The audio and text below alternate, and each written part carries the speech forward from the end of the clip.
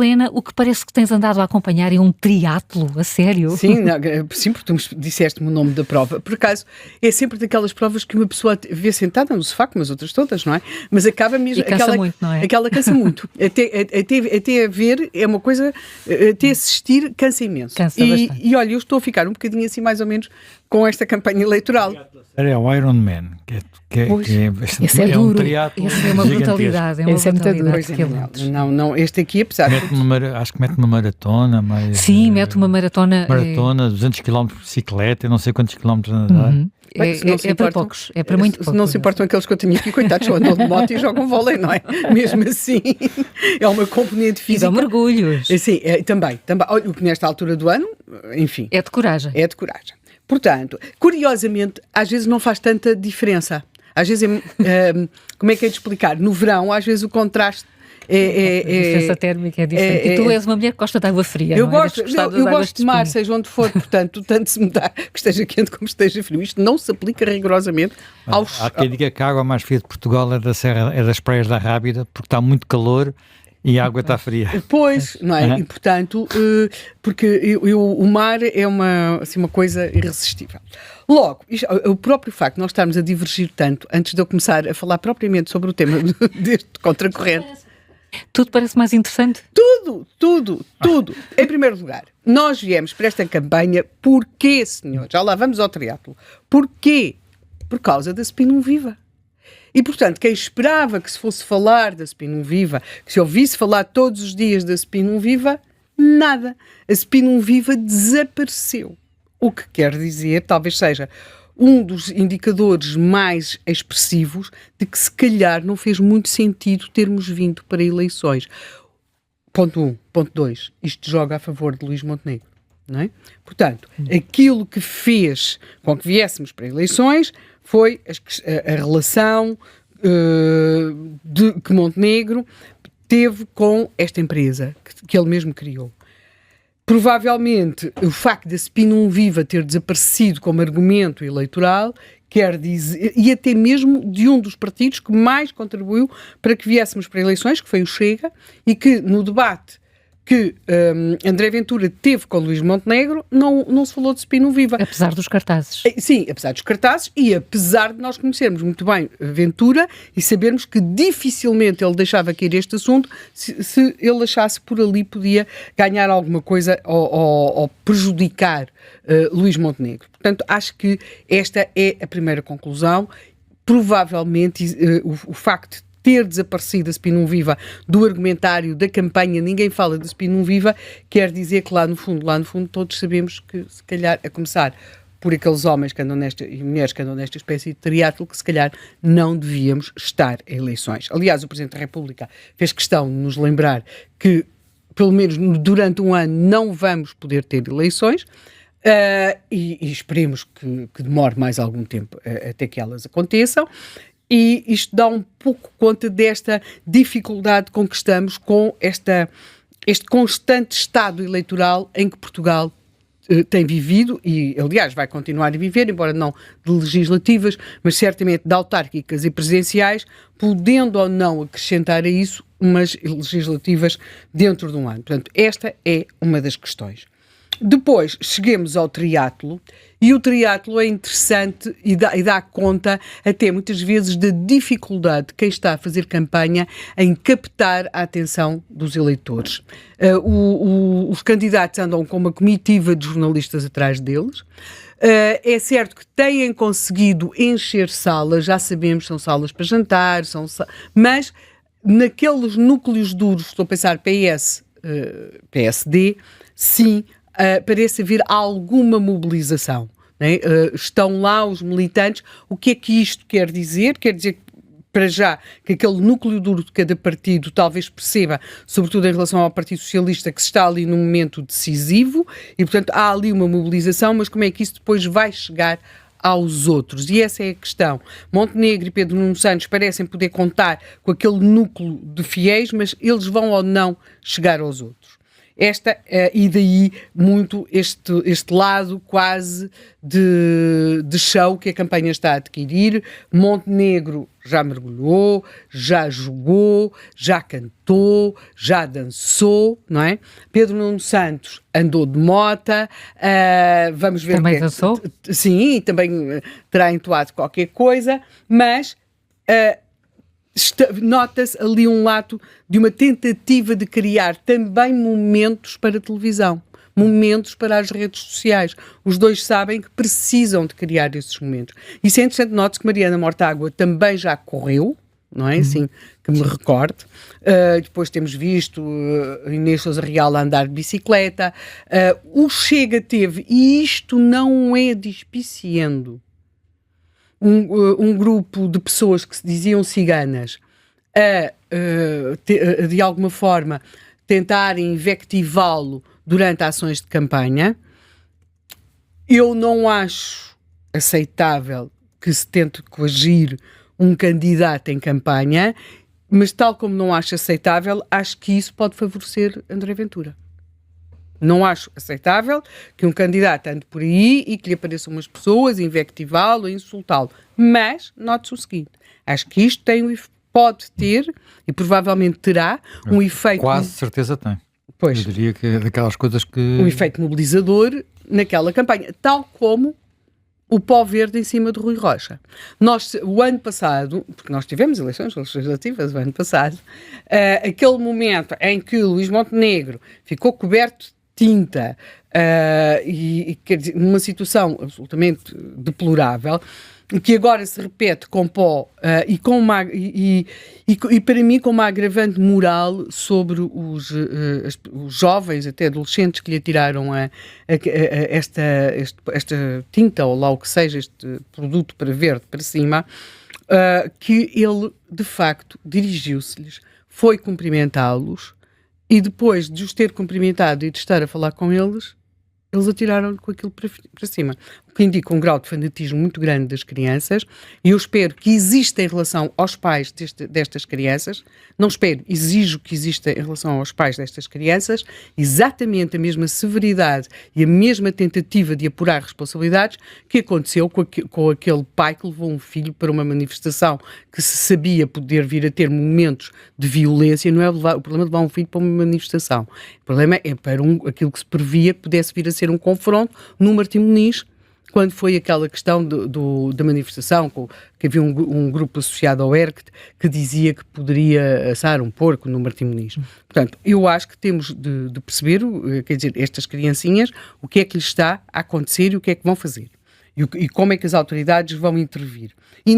E acho também que os líderes dos partidos têm de perceber, pelo seu comportamento, não podem legitimar este tipo de atitudes. Logo, acho que sim, Rui Rocha disse que ia apresentar a queixa e é o mínimo que se espera, porque nós temos de contar com campanhas em que os líderes não é o que é que cada um deles é o que é que eles representam do sistema eleitoral, porque eles amanhã vão-se embora, vêm outros. Aliás, é interessante que André Ventura tenha tido logo uma das primeiras reações a condenar a ação de ontem do Pó Verde sobre Rui Rocha. Sim, mas não acho nada curioso, acho que fez muitíssimo bem. Sim. Não, acho que sim. O que eu não sei é se o Bloco e o PS... Porque dá o exemplo de que a própria campanha do Chega também tem tido episódios violentos. Sim. A campanha do Chega não tem tido episódios violentos, tem tido episódios desagradáveis, mas não, eleitoralmente até podem ser favoráveis, mas não deviam ter acontecido. Não sei se o Bloco e o PS já reagiram ao Pó Verde em cima de Rui Rocha, mas se não reagiram, deviam reagir. Não pode acontecer cumplicidade com este tipo de comportamentos. Mais a mais, Pedro Nuno Santos está a candidatar-se a ser Primeiro-Ministro e, portanto, deveria ter até uma atitude muito mais institucional nesta matéria. Não se pode pactuar com este tipo de comportamentos. Mas voltando agora aqui, vamos então aqui. Portanto, estamos nesta espécie de triatlo em que eu acho que realmente quer Pedro Nuno Santos, quer Montenegro estão a tentar criar momentos.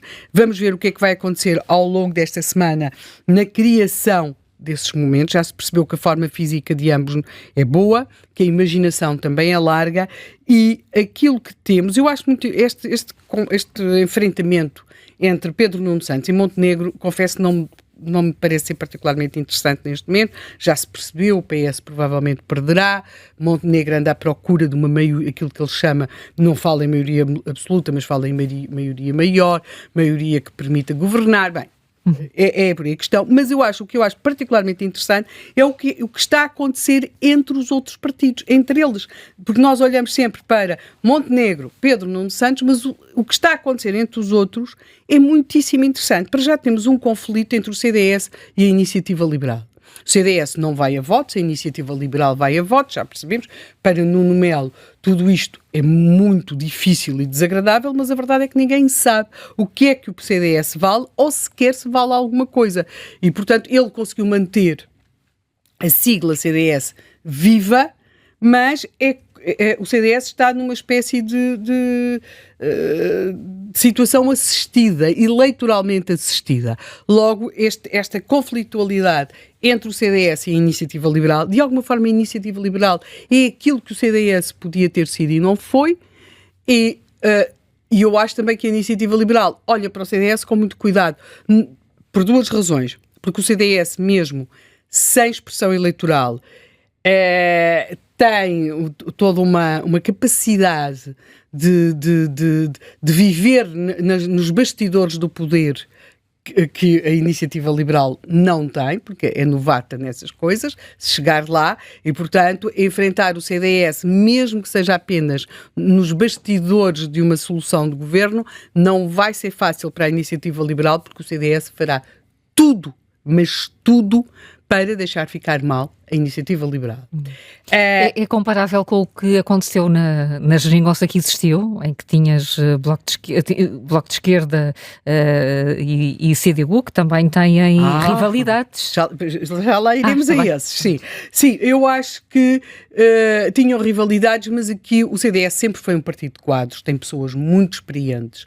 E aqui a Iniciativa Liberal tem votos, mas não tem propriamente experiência. E, portanto, não creio que a criar-se que o ambiente solução, seria não creio que o ambiente venha a ser fácil, e vamos ver se Montenegro, que já se viu que é um homem com estrutura emocional poderosa, tem estrutura para aguentar aquilo que o espera nessa matéria. Portanto, acho que a solução do governo a ser construída assim vai ser bonita para a fotografia, mas vamos ter aqui uma grande conflitualidade entre a Iniciativa Liberal e o CDS, seja o CDS o que for.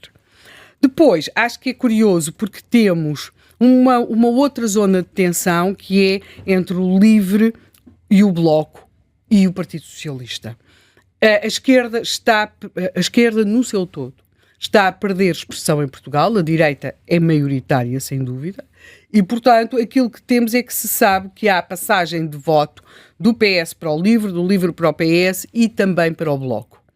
Ou seja, a subida de um ou a descida implica, é como aqueles problemas que nós fazíamos com a água a passar dos vasos comunicantes, sobe, desce, e aqui, até este momento, o LIVRE parece ser o principal beneficiário deste mau momento do Partido Socialista e do Bloco. Note-se, aliás, que o LIVRE é uma dissidência, por assim dizer, do Bloco. Nós falamos sempre muito do Chega como o partido de um homem, mas o LIVRE é também isso, não é?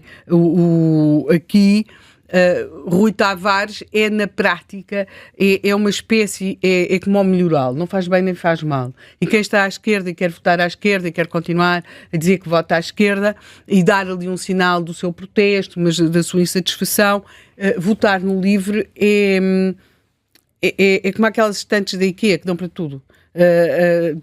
Acomoda-se, é uma coisa que se acomoda. Eu acho que até agora o LIVRE tem sido o principal beneficiário, não sei.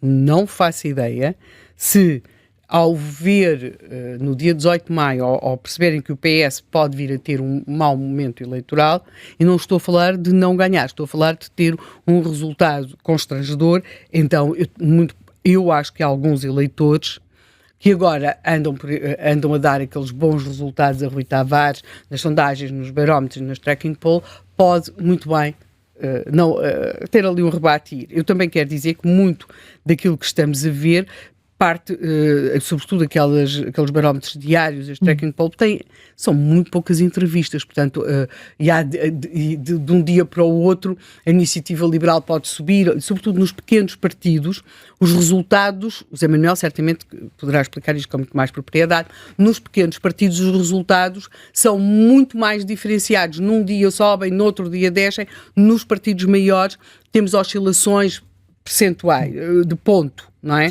E aqui às vezes nos pequenos as oscilações são maiores. Depois acho que temos aqui também uma conflitualidade grande, talvez a maior desta campanha. Eu não acho que seja de Montenegro com Pedro Nuno Santos, mas acho que é de Montenegro com André Ventura, porque Montenegro precisa do eleitorado que votou Chega, precisa de o ir buscar. André Ventura percebe perfeitamente que Ventura será o grande derrotado do dia 18 de maio se Montenegro conseguir ter uma maioria maior com a iniciativa liberal. E, portanto, ele torna-se dispensável, absolutamente. Não sei o que fará a seguir, mas esse é o pior dos pesadelos para André Ventura neste momento. Terá de radicalizar muito o partido, sem dúvida, se isso, penso eu, não é? Se isso vier a acontecer. Portanto, Ventura procura mostrar que há um eleitorado do Chega, que o eleitorado do Chega já não é apenas o eleitorado de protesto que está lá, que está firme naquele partido e sabe que Montenegro está a disputar esse eleitorado. Montenegro precisa que o eleitorado do Chega volte à casa da partida. E a casa da partida é, maioritariamente, PSD. E, portanto, ele precisa que ele volte. Eu acho que este combate entre... Diz? Não creio que vá acontecer substancialmente. Pois. Por razões de... Sim. Em algumas dos casos até geracionais, mas já falamos Sim. Pois temos essa questão geracional aí. Depois temos, eu acho que há aqui um partido que está numa luta para sobreviver, e que é o PAN. O PAN, neste momento, e neste Sousa Real, procura manter o partido no Parlamento. É completamente diferente a vida de um Parlamento que tem representação, de um partido que tem representação parlamentar, de um partido que não tem representação parlamentar. Portanto, ela poderá ser também uma das grandes derrotadas do dia 18 de maio. Ela, se não conseguir garantir a representação parlamentar do PAN, André Ventura, se não conseguir evitar a tal maioria maior de Montenegro. Para Ventura, na tua opinião, mais importante do que ter os 50 deputados ou mais do que os 50 deputados é ter uma AD, se partimos do princípio que a AD vence, a AD com uma maioria parlamentar junta com o IEL. Isso é mais importante para Ventura. Parece-me ser óbvio. Perde... Sim. Porque aí vamos continuar... Perde a capacidade de decidir no Parlamento. E porque isso mesmo condiciona o perfil do partido, na minha opinião. Por outro lado, porque a grande questão que temos é que para Ventura é muito mais interessante que se mantenha aquilo que aconteceu este ano, não é? Porque simultaneamente tem Montenegro a ter de negociar com o Partido Socialista, o Partido Socialista a esboroar-se por causa dessa necessidade de negociação e logo essa seria sem dúvida a circunstância mais interessante para André Ventura. O PCP, vamos ver o que é que vai acontecer, não é? Se vai ou não conseguir manter a representação parlamentar. O partido parece estar muito contente com a prestação do seu líder, mas uma coisa é a prestação televisiva nos debates e tudo isso do Partido Comunista, outra coisa é de facto conseguir manter uma representação parlamentar que não seja ainda mais constrangedora do que já é. E depois temos aqui uma coisa de que não temos falado, mas que conviria perceber, o JPP vai ou não entrar na Assembleia. Podemos ter uma grande novidade. Isso passa muito pela forma como o eleitorado do JPP se vai comportar na Madeira e podendo trazer para a Assembleia da República mais um partido cujas intervenções, discursos, posições, será curioso avaliar, porque se já é difícil, eu desde já confesso, eu tenho a maior dificuldade em perceber a política madeirense. Ponto número 1. Toda ela. Depois, tenho uma extrema dificuldade em perceber como é que o PS não conseguiu afastar Miguel Albuquerque. E depois tenho uma outra dificuldade também muito grande, que é perceber o JPP. Portanto, sempre que há eleições na Madeira, e elas acontecem com razoável frequência, eu tento perceber alguma coisa, mas saio de lá, em geral, mais perplexa do que for entrei. eleito, vamos perceber onde é que se vai sentar. Pode ajudar a situar-nos. Temos logo onde é esse que se senta? Não sei Samuel? onde é que se senta, mas atenção, a probabilidade de ser eleito é muito elevada. Pois, sim. Na última eleição ficou a menos de 1000 votos, precisamente 1000 votos da eleição. E essa eleição, a repetir-se um resultado parecido, será feita à custa do Partido Socialista. Claro, exatamente, porque existe também essa circunstância, não é? Portanto, agora, essa questão de onde é que se vai sentar, pois eu acho que se vai ter de sentar ali ao pé do Partido Socialista, coisa que não vai agradar muito aos socialistas, mas será assim que vai acontecer. Portanto, esta semana, se nós não tivermos... Se calhar vai andar a ser empurrado, como foi o deputado da Iniciativa Liberal, que não queria sentar-se onde se sentou, não queriam sentar-se onde se sentaram. Nunca querem. Lembras-te do Louçã? Alguns ficaram bem, puseram-nos bem lá no sítio e eles sentiram-se bem. Sim, mas lembras-te do Louçã? Claro que me lembro do Louçã, porque o Louçã queria ficar à esquerda do Partido Comunista e o Partido Comunista não queria. Hoje o Louçã não lhe dá muito jeito de recordar essas coisas. Sim, mas andaram ali sentados o Louçã e o Fazenda. Sim. Ficaram de pé e não sei o que. Sim, sentavam-se nas escadas e essas coisas todas. Portanto, temos aqui este estado em que eu acho que, para lá do que acontece entre o Pedro Nuno Santos e o Luís Montenegro, temos os outros partidos a combaterem entre si, com resultados que a grande questão, que a mim me parece, e assim para acabar, é que ao fim de tudo isto, talvez a única conclusão que podemos tirar é que não fez muito sentido termos vindo para eleições. Nas democracias, as eleições fazem sempre muito sentido, como é óbvio, não é? Faz parte do regime e da natureza, mas aquilo que nós aqui parece, quer dizer, se era para termos chegado aqui, se era para estarmos agora assim, quer dizer, mais valia termos-nos ocupado com outras coisas, e até do ponto de vista político, sem dúvida que manter Montenegro no governo pressionado com uma comissão parlamentar de inquérito, eu creio que hoje, quer o Chega, quer o Partido Socialista, percebem que teria sido politicamente muito mais vantajoso para eles e não terem caído na armadilha que Montenegro desmontou, foi apresentar uma moção de confiança e eles terem-se achado que, como aqueles miúdos que estão no recreio, que iam ali perder a face e tal, porque se tivesse havido uma abstenção. Portanto, acho que acabaram a cair na ratoeira de Montenegro, na armadilha de Montenegro, mandaram o país para eleições, o país veio para eleições. Eu acho que Montenegro sempre quis ir para eleições, não tinha maus resultados para apresentar e talvez esse seja, de todos os barómetros, sondagens, de tudo aquilo que se tem feito, eu creio que esse é o dado mais importante e transversal, e que é, os portugueses, quando olham para Luís Montenegro ou para Pedro Nuno Santos, é Luís Montenegro que veem, e aí com uma percentagem muito significativa, com mais perfil de primeiro-ministro. Isto é daquelas coisas que é mais profunda e que pode ser mais decisiva no momento de fazer a cruzinha em Luís Montenegro para aquilo que será o seu potencial eleitorado, e não menos importante, nem menos decisivo, para que alguns da área da esquerda ou não saiam de casa para ir votar em Pedro Nuno Santos, ou abstendo-se, que é decisivo para o resultado das eleições, ou dando o seu voto a outro partido de esquerda. Portanto, eu olharia, porque tem sido, eu acho que é constante esta questão de quem é que os portugueses veem como primeiro-ministro. E realmente Montenegro tem vestido com muita satisfação o fato de primeiro-ministro, e até para o manter está disposto a tirá-lo, e em calções a tirar-se ao mar.